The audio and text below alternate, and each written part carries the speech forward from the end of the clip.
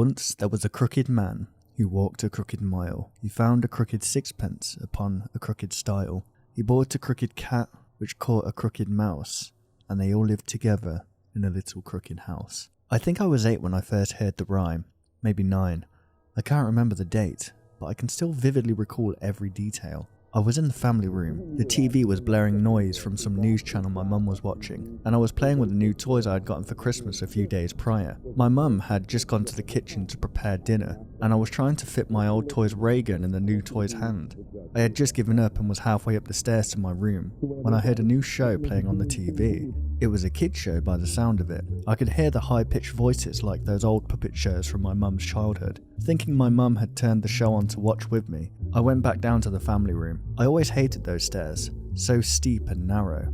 Sometimes I felt like I would trip and crack my head open falling down them. I always was a paranoid kid. The stairs were walled off on either side, which meant all I could see going down was the front door. Whenever I'd go down them late at night, I'd imagine a monster on the other side of the door. He would peek through the tall window along the side of the door, making sure I couldn't see him while he watched me. I only briefly thought of these things at this point though, mostly preoccupied with trying to hear what show my mum had put on. When I had gone downstairs and turned the corner to the family room, I was surprised to see that no one was there. I didn't think much of it at the time. My attention was mainly focused on the TV. The show looked like it came from the 70s. Both the camera and the puppets were old and poor quality. Are you ready to tell me what you learned today? A tattered old man puppet asked the screen. He had a simple design. It felt too boring for a kid's show. He wore a dusty chimney sweep's cap and overalls, and he had thin grey string for hair. His eyes were just large black buttons, and his mouth was stitched into a small grin. He waited, staring at the screen with his blank button eyes before he continued. Well, are you? I nodded slowly, almost entranced by the simple puppet. Good. Repeat after me. Once there was a crooked man who walked a crooked mile. I was about to repeat him when I felt something shake me by the shoulders. Benji? Benji, what's gotten into you? I snapped out of it with a jump. It was my mum. Her face was inches from mine. She looked worried. I just stared at her confused. Behind her I could see the TV. The news was on. It was showing pictures of an old house. What's wrong? I said, still staring at the TV. I've called for you 1,000 times. Why didn't you answer? I guess I fell asleep, I muttered, not really sure what happened myself. She looked at me with a twinge of anger before it changed to concern. Well, dinner's ready, sweetheart. Life went on as usual for the next year, and I forgot about the show completely. It wasn't until the week after Christmas when I would hear it again. I was playing a game on the new video game console I got that year. It had a system where you could make a little character to play as on some games, called an avatar. In the game you basically just ran an amusement park. You built the ride and then your avatar would go on them, and you could see what it was like in first person. I had just paused the game to grab a snack when I heard it resume itself. I peeked back into the living room from the kitchen doorway to see a new attraction, one I knew I hadn't built. It was a puppet theatre. I watched as my avatar sat down in front of the theatre, but he looked different. His bright fun colours were faded, and his posture looked sad. As the curtains to the theatre opened, I saw the old chimney sweep again. He looked different too. His button eyes were smaller, and there were little grey threads that gave him a thin beard. Hello, everyone, he said in a raspy, tired voice. It's so nice to see you again. Do you remember where we left off? He waited, staring at the camera. He stood out from the rest of the game. While everyone in the audience looked like they came from an early 2010 game made for children, he looked just the same as he did before, sticking out like a sore thumb. I waited for him to continue speaking, but he just stood there. He was waiting for me. I knew he was. I nodded my head, and immediately he spoke again. Good, good. Why don't we continue from there? Once again I silently nodded. The old man smiled and pulled a felt book out of his pocket. He began to read. Once there was a crooked man who walked a crooked mile. He found a crooked sixpence upon a crooked stile. Once again I was entranced. I couldn't move. I couldn't look away. The only thing I could do was watch, until I heard my mother's voice yelling at me. Benjamin, close the fridge! Are you listening to me? I jumped back, slamming the fridge door shut as I did. Sorry, Mum, I said, still catching my breath.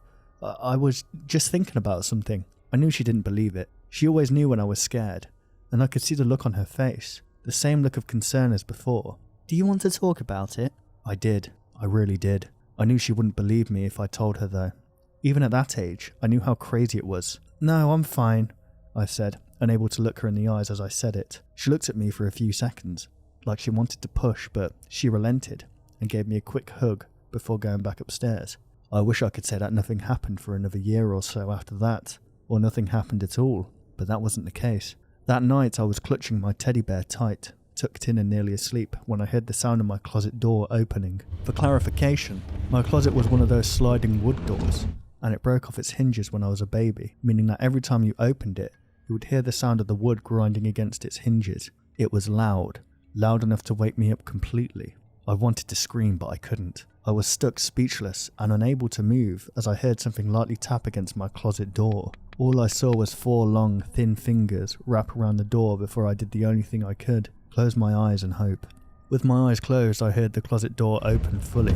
I trembled as I heard a careful step from the closet, followed by another, and another, and another, until it was right beside my bed.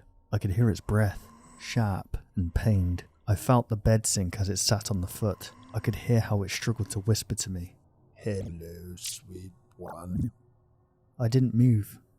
I didn't even think I could. I just squeezed my eyes closed and prayed that my mother would come save me. It got up, moved over to the side of my bed and crouched down. I could feel its ragged breath hit my face. I could smell it. It smelled like rotten eggs. It was crouched only inches away from me. "Don't be afraid, I'm not going to hurt you." Its voice was odd, the way a parrot sounds when mimicking a word, but there was a kindness to it. "Shh, shh, don't cry, sweet one, I'm here." My blood ran cold. I bit my lip trying not to cry. Then I felt a thin, cold hand caress my cheek. The fingers were long. I could feel the skin sagging in the fingertips. They felt like teeth. I choked back tears as a long, bony finger made its way to my lips. I felt the bed sink as it crept close. I could feel its cold face touching the side of my head, the sound of its sharp breath echoing like wind through a tunnel in my ear. It whispered to me between pained wheezing. "I know you're awake." Its fingers crept inside my mouth, scraping against my teeth. As its finger methodically stroked each tooth, I let out a whimper. "Shh, don't cry, sweet one," it mimicked. "Look at me, I won't let anyone hurt you." The voice sounded caring, like a mother cradling her child. "Look at me, sweet one." I could smell its rancid breath. I could picture its rows of evil teeth wanting to devour me whole, its red eyes piercing into my soul, its toothed fingertips tearing away my skin the second I opened my eyes. "Look at me." This time it was harsh, demanding. I clenched my eyes shut as hard as I could as tears started to run down my cheek. Then I heard my mother's voice. Benji, are you alright? Why are you crying?" It was her voice, but I knew it wasn't her. It felt wrong, forced. There was no emotion behind the words, and words were emphasized at random. I bit my lip until I tasted blood, but I did not open my eyes. The creature spoke again, stealing my mother's voice. "Once there was a crooked man who walked a crooked mile. He found a crooked sixpence upon a crooked stile. He bought a crooked pleasure from a crooked whore, and laughed a crooked laugh as she lay dying on the floor." There was no rhythm to this thing's poem. As soon as it was over, the monster let out a low and raspy laugh, before I felt the bed rise and heard it creep back into my closet. I never slept that night, but I didn't open my eyes until the sun told me I was safe. I had been squeezing my teddy so tightly that night that he popped a seam. I opened my eyes to those little foam beads all over my bed. I never told my mum what happened. Even if I did, she wouldn't have believed me. This wasn't the end. In fact, I'd say it was only the beginning, but I'm done reliving these things for now. Maybe I'll share some more later, but it's midnight, and I can hear the sound of tapping coming from my closet door.